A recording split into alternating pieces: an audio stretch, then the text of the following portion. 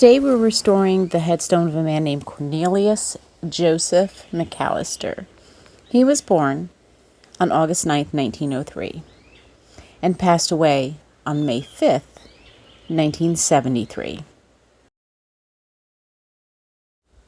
And like so many here, his story is carried forward by the family he left behind.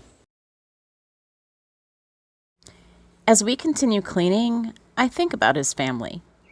His wife Gussie, his children, his siblings, his parents, and the life that surrounded him beyond this marker. I mean, these stones don't really tell the full story, but they hold enough to remind us that there was one. Cornelious Joseph McAllister, thank you for your service. Thank you for your sacrifice. He was a husband, a father, a brother, a friend, and a veteran who served his country during World War II.